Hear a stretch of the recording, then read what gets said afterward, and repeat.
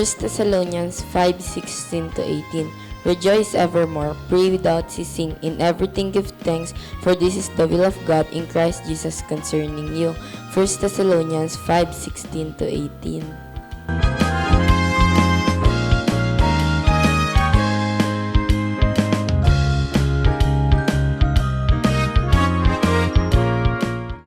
Magandang gabi po sa bawat isa. Narito po ang listahan ng ating panalangin na babanggitin po ni Pastora Stella. Pastora Stella Jeronimo, Pastor Ted Ribo and Family, Pastor Nael Tongka and Family, Pastor Jerry Dalagit, Pastor Rona and Sister Leonie, Reynosa Family, Pastor June Jeronimo and Family, Pastor Samuel Montiagodo, Nana Nemen, Sister Neneng, Sister Blancy, Baby Muding Mijares and Family, Sister Judith, Brother Chris and Brother NC, Sister Jenaline Katrina, Concept and Kyle Valiente, Marinas Family, Sister Christina and Sister Jessica Yamsuan, Sister Edna and Sister Abigail Marquez, Buatis Bartolome Family, Nana Yole and Family, Pastor Larry and Sister Glenda Pontillas, Carizo Family, Brother Ronald Benaventura and Family, Sister Raquel Benaventura, Brother Jojo, Sister Marivic and Sister Neche Ijiran, Sister Trisha, Trixie and Tristen Larisma, Sister Isang Constantino, Cabales Family, Brother Rod, Sister Ana and Sister Praise de los Santos, Sister Cherry Arzala, Sister Orpha, Sister Sharon and Sister Nympha, Sister Christine, Brother Michael and Baby Kayla de la Cruz, Sister Yoli Pantig, Sister Mele Montaño, Brother Jeffrey Carrizo, Sister Feli Dizon, Sister Caroline Bocohan and Sister Nancy, Maulawen Family, Brother Marvin Lau, Sister May Santos, Sister Pina Montiagodo, Sister Edel Castro, Brother Reynaldo Rodriguez, Sister Joy Acosta and Sister Eleodora Medina, Nanay Linon Lopez, Brother Julius Pantig and Family, Sister Fen MJ Danganan, Brother Dixon Paras, Brother Richard and Brother Scott Michael Wayan, Brother Gerald Handa and Family, Sister Sarah Licardo and Family, Brother Brian Bernardo, Sister Cam Saito, Zabala Family, Sister Nihal Abdul Rauf and Brother Alexander Mamao, Sister Cecilia de Sahagun,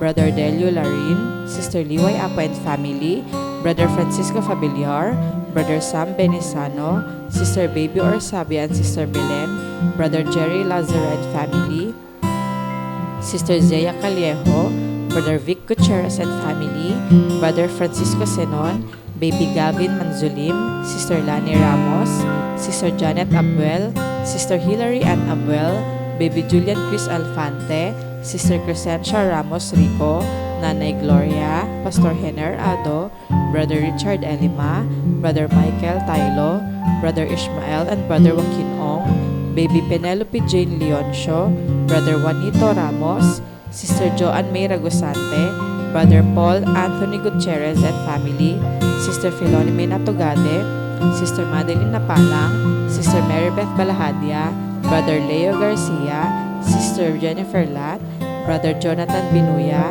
Sister Susan Lopez, Attorney Carlos Borja Jr., Sister Aida Cruz de Leon, Brother Reynaldo Moreno and Family, Sister Jean Baby Chino and Baby China Antolin, Brother Nelson and Sister Vivian Pabigayan, Sister Julieta Gutierrez, Brother Brian de la Cruz, Sister Mercy de la Cruz, Brother Edgar Ventura, Sister Mariel Sebastian, Mr. and Mrs. Jed and Daneve Dayo, Sister Lizelle Bangayan, Sister Melogene Paliago, Brother Renz Louis Abangan, Sister Vanessa Avengosa, Brother William Valencia Jr., Brother Ramon Rodriguez, Brother Fritz Mark Nevado, Sister Sandra and Brother Luisito Perez Sr., Sister Eunice Cantero and Brother Jonard Pangan. Magandang gabi po sa inyo, mga minamahal kong mga kapatid. Sa inyo po, mga kapatid ko sa Iglesia ng Fiel. At kayo din po sa inyo, sa mga kapatid ko sa Iglesia ng Pasita po. At kayo din po sa inyo na nagpapatuloy na nakikibahagi sa gawain ito. Bago po tayo dumako muli sa ating panalangin, ay nais ko po ibahagi sa inyo ang salita ng Diyos. Mababasa po natin sa Apokalipsis, chapter 1, sa verse 3. Ganito po ang sinasabi. Mapalad ang bumabasa at ang nakikinig ng mga salita ng hula at ang tumutupad ng mga bagay na nakasusulat doon sapagkat ang panahon malapit na.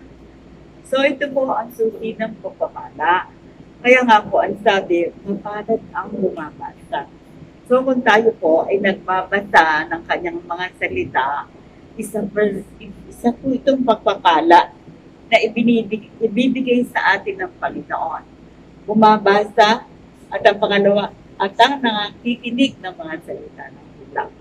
So pagpapala ka rin kung tayo ay nakikinig ng salita ng Diyos sa pamagitan ng kanyang mga lingkod.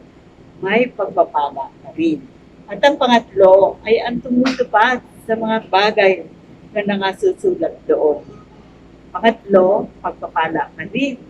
Ang sinasabi, kapag ang salita ng Diyos, hindi lang natin binasa, pinakinggan, kundi ito ay ating sinasakatuparan. Isa pa rin po ito, pagpapala ng Panginoon sa atin. Bakit tayo ay kanyang pagpapalain?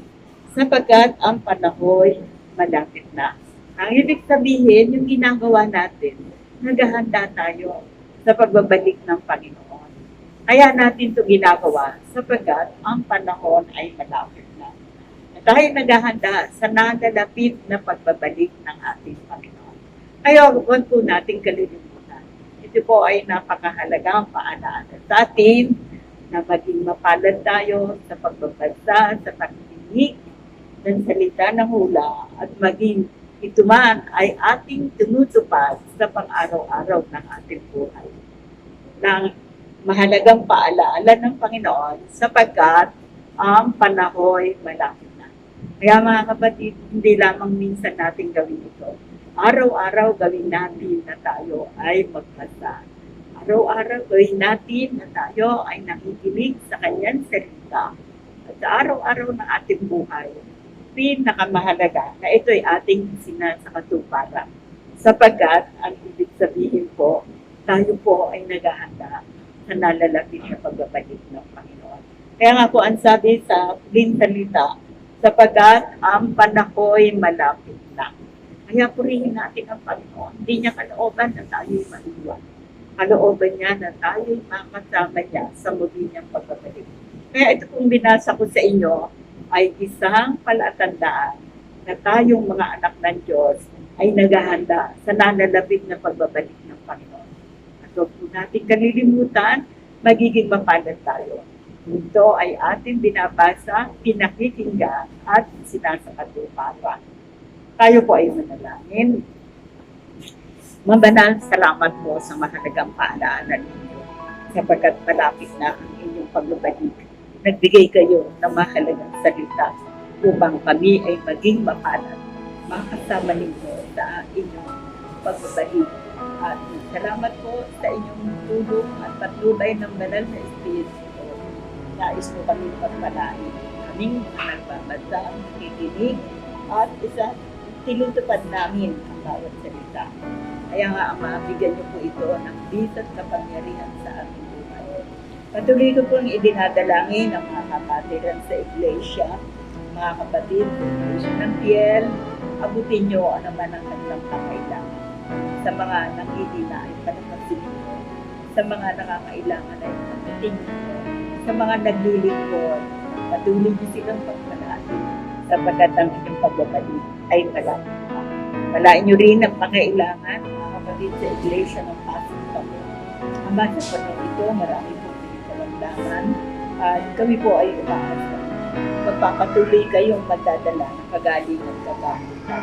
Marami po sa panahon ito. Mahirapan ng buhay, nakakaranas ng kabibigan. Ngunit umaasa kami sa inyo. Kayo ang Diyos na naglalaan ng lahat ng mga pangailangan sapagkat kami ay inyong anak. Ibinagmamanagpaman. Kaya Ama, umaasa nga po ako. Kami na inyong mga anak ay may katutunan kayo sa lahat ng aming mga pangailangan. Spiritual, material, financial, maging sa mga nangangailangan kagalingan. Magdadala kayo sa dami ng kagalingan. Ama, bigyan niyo po ng isang kapangyarihan ang mga salitang ito tulungan niyong maging mapalad kami, magkakapatid sa Iglesia ng Diyos. Maging mapalad kami, magkakapatid sa Iglesia ng Masin Tabor. Aming ginagawa ang inyong kalooban, nagbabasa, nakikinig, at tinutupad ang salita ng tula upang lahat kami bilang inyong mga anak, makapaghanda kami sa inyong nalalapit na pagbabalik. Ama, ang lahat po ito ang aking hinihingi. Ipinagpapasalamat sa pangalan ni Jesus. Amen.